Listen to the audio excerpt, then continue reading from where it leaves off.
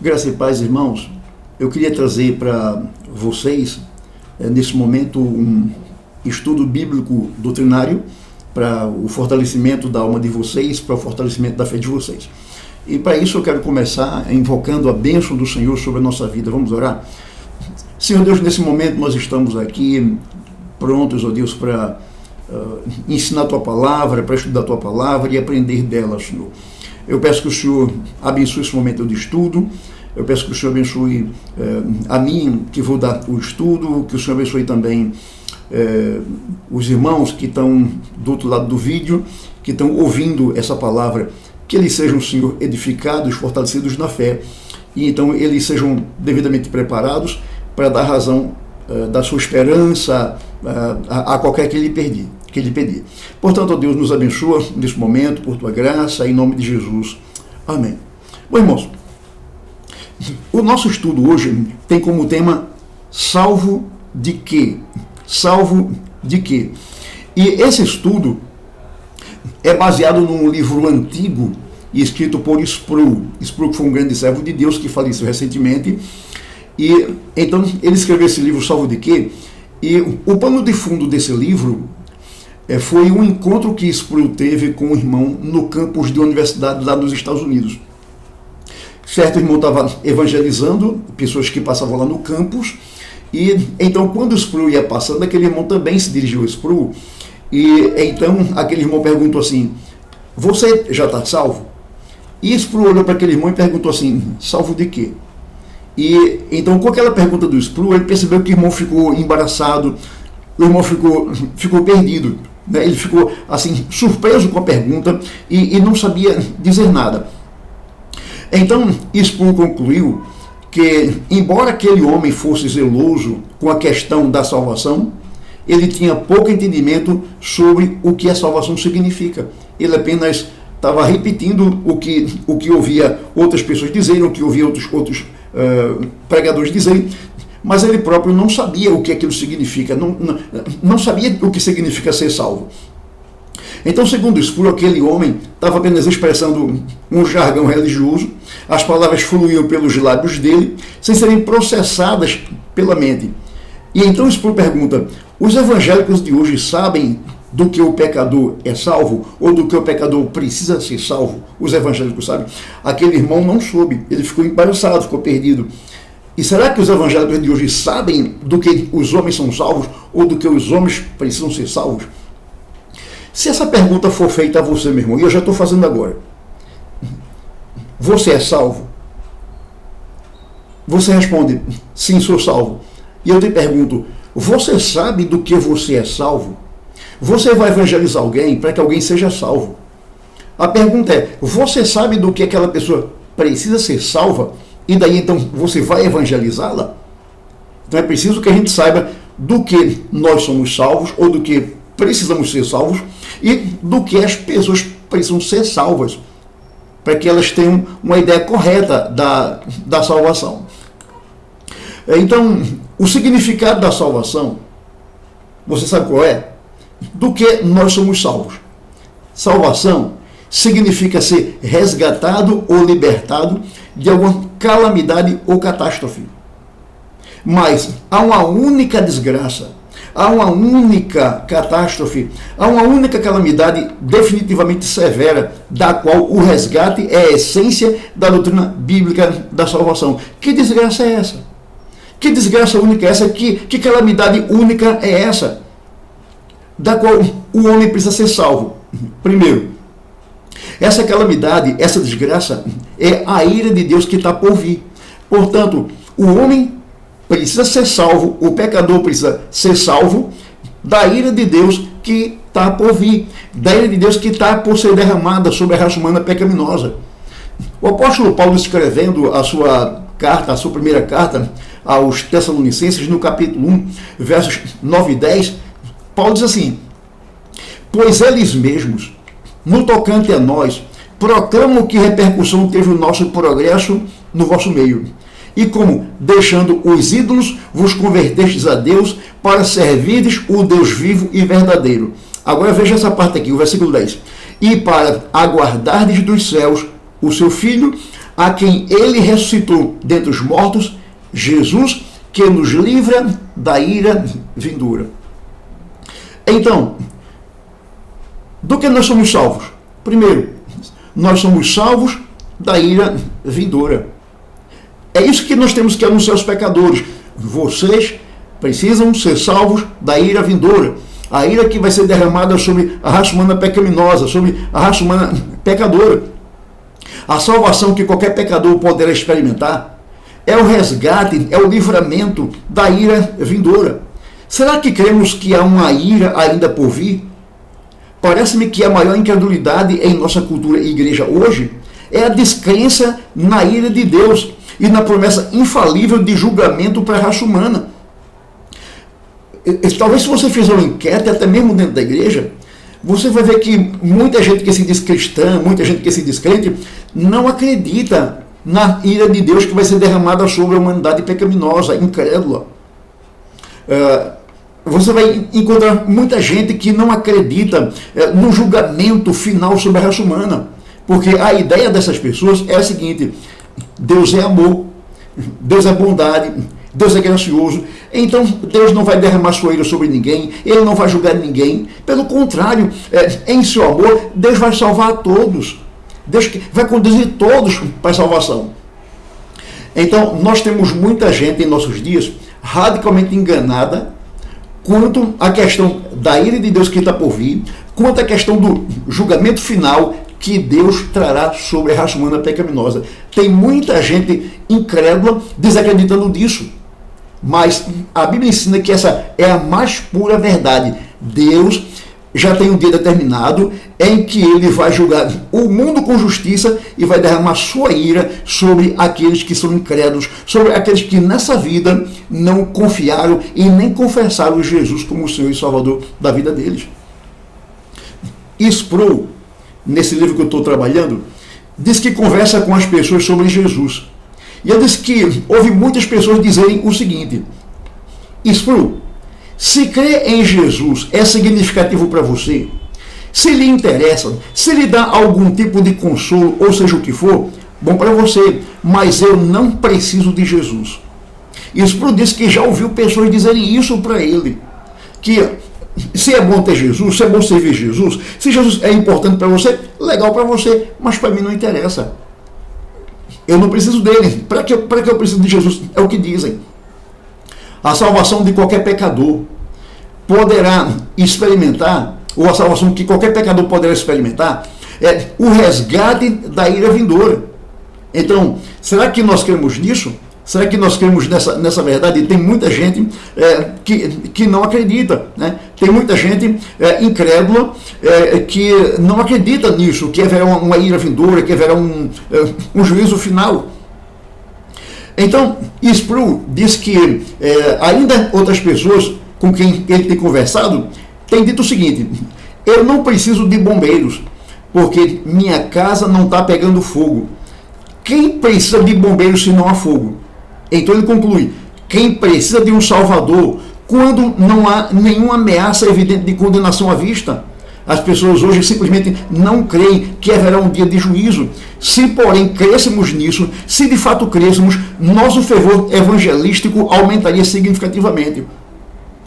Então veja, as pessoas assim terminantemente dizem: eu não preciso de um salvador. É como uma pessoa que acha que tem saúde e diz: eu não preciso de médico. Para que eu preciso de médico? Eu não estou doente. Quem precisa de médico é o doente. Eu estou sadio, eu não preciso de médico, né? Aí diz assim: eu não preciso chamar bombeiro. Para que bombeiro? A minha casa não está pegando fogo. Então quem procura médico é quem está doente. Quem procura bombeiro é quem tem a casa pegando fogo.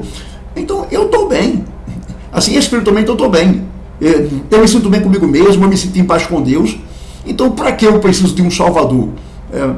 Por que eu vou ter medo de uma ira vindoura, do julgamento final? Eu não tenho que ter medo de nada disso.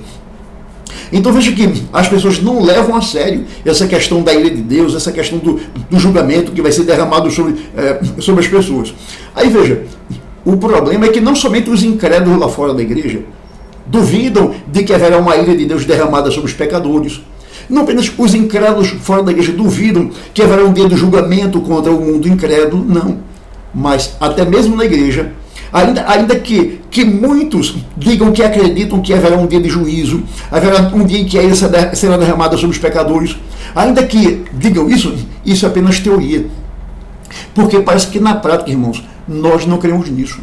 Parece que na prática nós não cremos no dia do juízo. Parece que na prática nós não cremos no dia do derramamento da ira de Deus. Parece que não cremos. Daí a gente pouco evangeliza ou quase não evangeliza. Se a gente de fato, na prática, acreditasse que haverá um dia do juízo e haverá um dia em que a ira do Senhor será derramada sobre os incrédulos, então nós aumentaríamos o nosso fervor evangelístico de forma significativa. Veja, a gente conversa com amigos e com amigas. A gente conversa sobre tudo. A gente conversa sobre política, a gente conversa sobre novela, a gente conversa sobre filmes, a gente conversa sobre futebol, a gente conversa sobre, sei lá, tantas coisas. Mas a gente não conversa sobre o estado da alma das pessoas. A gente não conversa sobre o destino eterno das pessoas. A gente não evangeliza essas pessoas.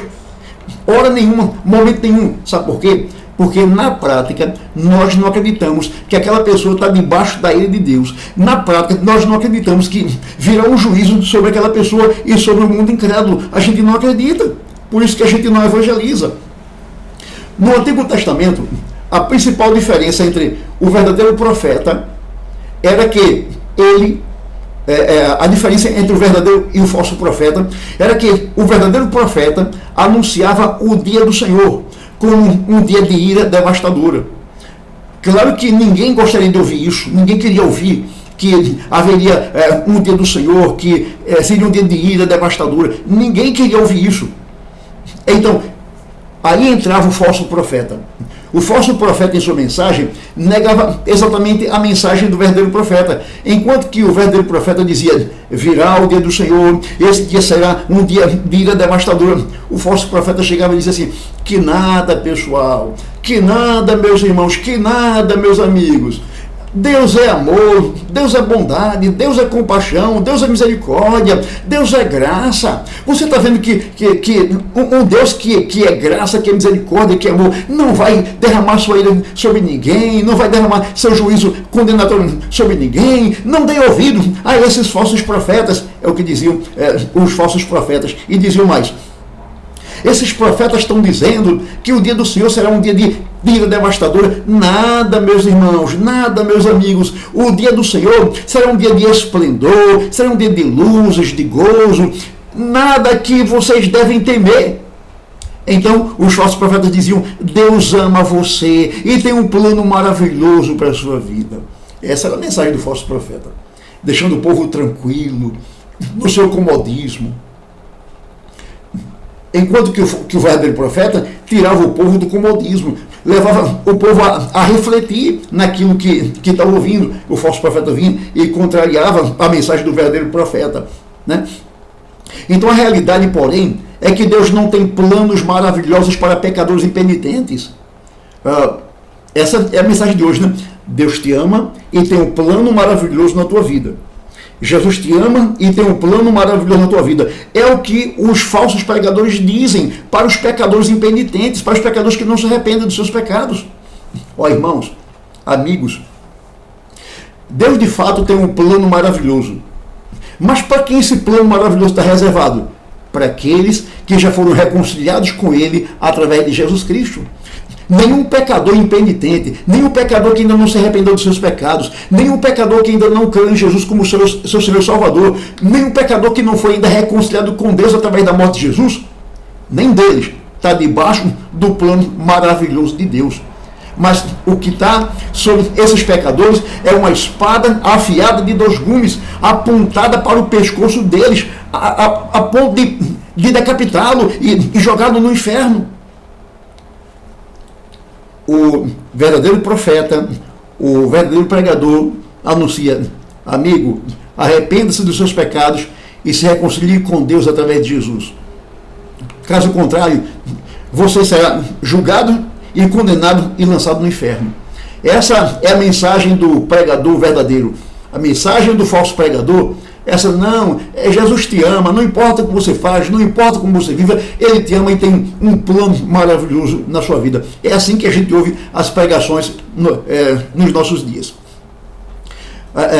Então, a mensagem verdadeira do verdadeiro pregador é aquela que convida os pecadores a se arrependerem dos seus pecados e a crerem em Cristo.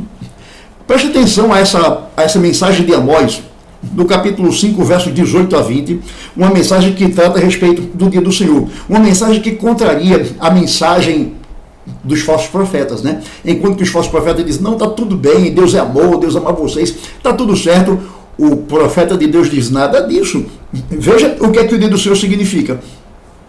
Ai de vós que desejais o dia do Senhor. Para que desejais vós o dia do Senhor? É dia de trevas e não de luz. Como se um homem fugisse de diante do leão e se encontrasse com ele o urso. Ou como se, entrando em casa, encostando a mão à parede, fosse mordido de uma cobra. Não será, pois, o dia do Senhor trevas e não luz? Não será completa escuridão sem nenhuma claridade? Veja que situação. Você pode imaginar essa cena? O cara está na rua e se encontra com um leão. Aí ele foge do leão. De repente ele dá de cara com o urso. Mas aí ele consegue driblar o urso e fugir do urso. Aí ele chega em casa e diz, ufa, cheguei em casa. Aí ele se apoia na parede dizendo assim, puxa, que sufoco, um leão e um urso, quase que eu era tragado. Aí de repente lá na parede da casa tem uma serpente que o pica. Ou seja, o dia do Senhor vai ser assim. Ninguém vai escapar. Ninguém vai escapar do dia do Senhor. Para os incrédulos, esse dia vai ser terrível. Vai ser assim como se ele fugisse do leão e do urso, mas a serpente está lá pronta para pegá-lo. Os cristãos ficam entusiasmados com a volta de Cristo. Eles pensam assim, que dia feliz. Sim, irmãos, de fato, a volta de Cristo será um dia feliz para os salvos. Os salvos devem cantar Maranata, vem Senhor Jesus. Os salvos devem amar a volta de Jesus. Os salvos devem orar, Senhor, volta logo, porque esse mundo está mal, esse mundo está péssimo, esse mundo fede, volta, Senhor. Então, os salvos devem almejar o dia do Senhor. Então, o dia do Senhor será um dia glorioso, um dia de luz, para o crente de Jesus. Mas, para os não salvos, para os incrédulos, a volta de Jesus será a pior de todas as catástrofes concebíveis, pois será um dia de ira, de aflição, de angústia, de destruição, de trevas, de nuvens, um dia de negridão. Então, o falso profeta diz que o dia do Senhor será um dia abençoado para o incrédulo, mas o verdadeiro profeta diz, não, meu amigo, o dia do Senhor será um dia abençoado para o crente, para você não. Para que esse dia seja um dia abençoado para você, você tem que se arrepender dos seus pecados e crer em Jesus como teu Senhor e Salvador. Então, salvo de quê? Do que o pecador tem que ser salvo? Do que as pessoas têm que ser salvas? Paulo diz que o pecador tem que ser salvo da ira de Deus que está por vir. É disso que o pecador precisa ser salvo. É a primeira coisa que Paulo diz. O pecador tem que ser salvo da ira de Deus. Em segundo lugar, salvo de quê? O pecador tem que ser salvo pelo Senhor e do Senhor. Então, do que eu tenho que ser salvo? Do que você tem que ser salvo? Do que o pecador tem que ser salvo? Ele tem que ser salvo pelo Senhor e tem que ser salvo do Senhor, né? Então, somos salvos pelo Senhor, pois nenhum pecador tem recursos, poder, dinheiro ou méritos para se salvar. Então, o pecador não é salvo pelo seu caráter. Eu sou uma pessoa boa, eu sou um bom dono de casa, uma boa dona de casa, eu sou um homem ou uma mulher honestos, eu sou uma pessoa que só faz o bem. Nenhuma pessoa tem capacidade de, através do seu caráter, se salvar, né? Então, o poder necessário para a salvação não está em nós. O poder necessário para a salvação vem de Deus. A salvação é pelo Senhor, porque somente Ele pode efetuar a salvação em nossas vidas. O profeta Jonas diz, a salvação vem do Senhor. Então, o Senhor é o único que pode nos salvar. Esse é um conceito que nós temos que ter em nossa mente. O Senhor é o único que pode nos salvar. Então, Ele é o único que pode salvar a pessoa da ira que está por vir. E Deus nos salva exatamente através do Salvador que Ele designou, que é o Senhor Jesus Cristo, o seu Filho amado. Por exemplo, Lucas capítulo 2, verso 11 diz: hoje vos nasceu na cidade de Davi um Salvador, que é Cristo, o Senhor. Então Lucas aponta aqui Jesus como o Salvador do mundo, aquele que salva o pecador, aquele que salva o que nele crê. Quando Maria, o anjo chegou para anunciar que Maria ficaria grávida e ela teria um filho, então o anjo diz assim a Maria: darás ao teu filho o nome Jesus. Por quê? Porque ele salvará o seu povo dos pecados dele. Então Jesus recebe esse nome. O nome Jesus significa o Senhor é salvação, ou salvação do Senhor. E ele recebeu esse nome por conta da obra que ele desenvolveria. Qual seria essa obra? Ele salvaria o seu povo dos pecados dele. Então Jesus foi o Salvador designado por Deus. Deus é o único que nos salva, e ele faz isso através de Jesus, o seu Filho amado. Em Atos capítulo 16, verso 31, Paulo diz para o carcereiro de Filipos: crê no Senhor Jesus e serás salvo tu e tua casa. Então, somos salvos pelo Senhor, através de seu Filho, o Senhor Jesus Cristo. Entretanto, quando as Escrituras nos afirmam que Deus nos salva, que a salvação é pelo Senhor, temos a tendência de esquecer que também somos salvos do Senhor, ou somos salvos de Deus. Ou seja, Deus nos salva dele mesmo. Do que precisamos ser salvos? Primeiro, precisamos ser salvos da ira que está por vir. Segundo, precisamos ser salvos de Deus. A última coisa no mundo que um pecador impenitente desejaria encontrar do outro lado da sepultura é Deus. É a última coisa que o pecador que morre sem arrependimento gostaria de encontrar do outro lado da sepultura é Deus. Mas a glória do Evangelho é que aquele de quem precisamos ser salvos é exatamente aquele que nos salva. Ao nos salvar, Deus nos salva de si mesmo. Ele nos salva da sua própria ira. Ele nos salva da sua própria indignação. Ele nos salva do seu próprio furor. Então, Ele é o nosso Salvador, que nos salva dele mesmo. Portanto, ai daqueles que no dia da ira não tiverem um Salvador. A Bíblia afirma que naquele dia, no dia do juízo, no dia da volta do Senhor, os incrédulos vão gritar às montanhas para que elas caiam sobre eles. Eles vão gritar às colinas para que elas os cubram. Então as pessoas vão buscar se refugiar na própria natureza, nas montanhas e nas colinas, chorando e gritando: cubram-nos, caiam sobre nós. Aqui as pessoas tentarão fazer a mesma coisa que Adão fez. Quando Adão pecou no jardim do Éden, ele pegou folhas de árvore e fez vestes para ele, como se a obra humana pudesse encobrir os seus pecados. Então Deus mostrou a Adão o que é que pode cobrir os nossos pecados. Deus matou um cordeiro, pegou a pele do cordeiro e fez uma roupa e cobriu a nudez de Adão e Eva, mostrando com isso que somente a justiça de Cristo, representada no Cordeiro, Cristo que morreria mais tarde na cruz, somente sua justiça, somente sua obra é capaz de cobrir a nossa nudez espiritual, é capaz de cobrir os nossos pecados. Então os homens vão gritar as montanhas e as colinas, pedindo socorro a elas, mas delas não virá socorro nenhum, porque há somente uma cobertura capaz de proteger quem quer que seja da ira que está por vir. É a cobertura da justiça de Cristo.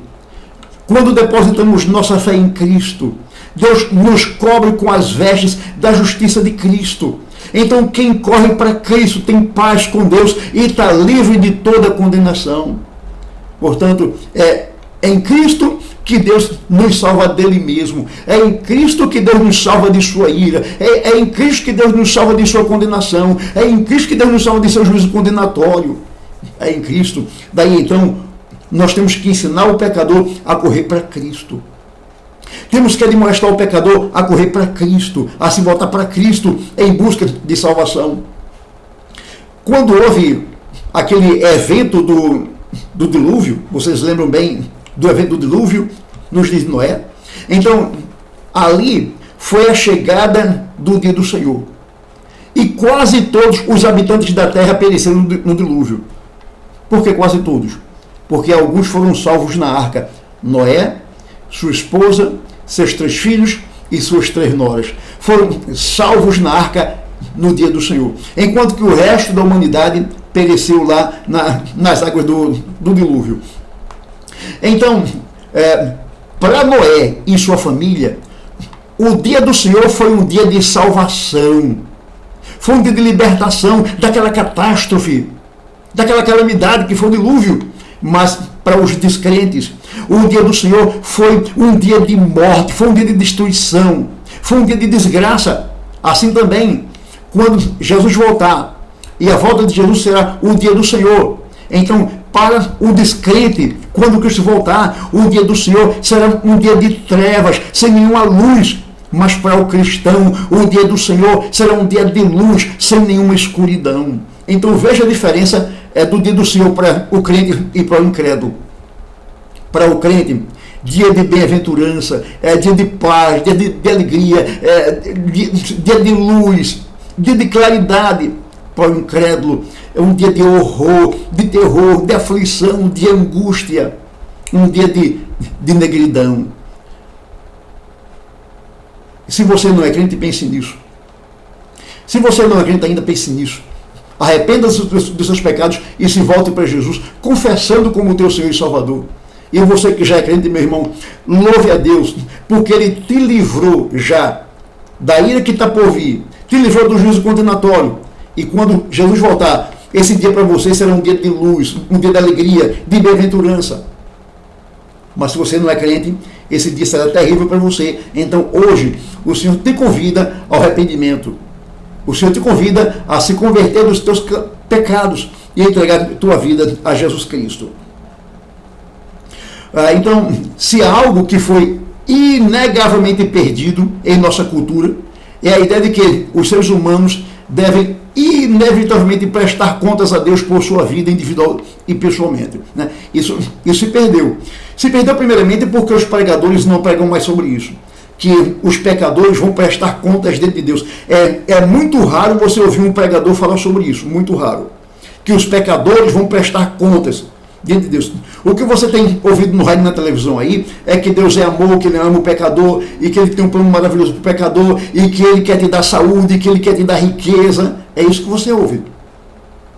Mas que os pecadores vão ter que prestar contas a Deus, isso os pecadores não ouvem mais. Né? Aí, diante dessa verdade de que os pecadores darão contas a Deus dos seus pecados, aí há algumas pessoas desavisadas, alguns pecadores desavisados, que pensam assim: bom, tudo bem, eu tenho de prestar contas, mas não é maravilhoso que aquele a quem eu devo prestar contas, na verdade, não se importa muito com o tipo de vida que eu levo, porque ele entende e não se surpreende com o fato de que homens e mulheres às vezes agem mal. Veja que uma pessoa incrédula se consola diante do fato de que vai prestar contas diante de Deus. Mas a quem eu vou prestar conta não é a Deus? Deus é um Deus de amor, Deus é um Deus de bondade, então está de boa, está tudo bem. É só dizer, de fato eu reconheço meus erros, e ele vai entender isso, ele entende a nossa fraqueza. Como as pessoas estão se enganando pensando assim. Elas pensam muito que Deus é amor, e é. Elas pensam muito que Deus é graça, que Deus é bondade, que Deus é misericórdia, e é, de fato. Mas isso é apenas meia verdade. Porque Deus, além de ser graça, amor, bondade, misericórdia, Deus também é justo, Deus é verdadeiro e Deus é santo. E Deus é santo. Né? Então, se os pecadores não se arrependerem dos seus pecados e não se reconciliarem com Ele hoje, através de Jesus, eles não estarão de boa diante de Deus no dia do juízo, mas eles sofrerão uma eterna condenação, porque não levaram Deus a sério em sua vida. Por que as pessoas pensam assim? Eu estou de boa, afinal de contas, aquele a quem eu vou prestar contas é Deus que nos ama. Por que as pessoas pensam assim? Porque essas pessoas não entendem duas coisas. Primeiro, elas não entendem que Deus é santo, que Deus é justo e verdadeiro, elas não entendem. E elas não entendem que o pecado é uma ofensa contra a santidade e a justiça de Deus. Elas não entendem. Porque se elas entendessem quem é Deus, que Deus é amor, mas se elas entendessem também que Deus é santo, que Deus é justo e que Deus é verdade, e se elas entendessem que o pecado é uma ofensa contra a santidade e a justiça de Deus, essas pessoas mudariam seu pensamento e elas correriam para a igreja de forma apressada, perguntando aos pregadores o que devo fazer para ser salvo. Mas porque não compreendem isso, é que elas ficam na sua zona de conforto em sua casa, achando que está tudo bem entre elas e Deus. Então, as pessoas devem tomar muito cuidado com isso aí. Eu quero, então, mostrar aqui, para a gente caminhar para o final, que os pecadores, eles precisam ser reconciliados com Deus através da cruz de Jesus Cristo. Então, eu quero aqui fazer um resumo da natureza do pecado, que o pecador precisa entender para que dele se arrependa e confesse Jesus como Salvador e Senhor da vida deles. Primeiro, o pecado é uma dívida que o pecador tem para com Deus. Segundo, o pecado é uma inimizade que o pecador tem com Deus. Terceiro, o pecado é um crime que o pecador cometeu contra Deus. Então, pecado é dívida com Deus, pecado é inimizade contra Deus e pecado é um crime contra Deus. Então, a conclusão aqui é a seguinte: se alguém contrair uma dívida com Deus, deve efetuar o pagamento. Se a pessoa tem inimizade com Deus, deve ter essa inimizade, esse relacionamento que foi quebrado, restaurado. E se houve um crime, a pessoa tem que lidar com as sanções das leis penais. E como é que a pessoa resolve o seu problema de dívida com Deus, de sua inimizade e do seu crime cometido contra Deus? Somente pela fé em Jesus Cristo. Jesus morreu na cruz para pagar a nossa dívida, para nos reconciliar com Deus e para resolver o crime que cometemos contra Deus.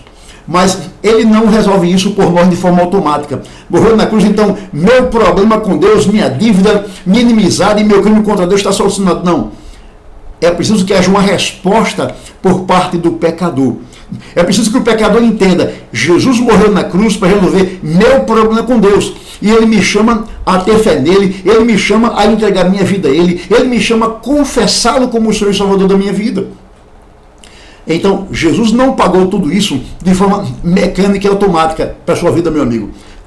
É preciso que você reconheça que você é pecador e que você tem que responder com fé a Deus, crendo em Jesus, se arrependendo dos seus pecados, entregando sua vida a Jesus Cristo. E então, se você fizer isso, sua dívida com Deus estará paga, sua inimizade com Deus estará resolvida, você estará reconciliado com Deus e o crime que você cometeu estará também perdoado por Deus através de Cristo. Mas para isso é preciso que você seja reconciliado com Deus através de Jesus.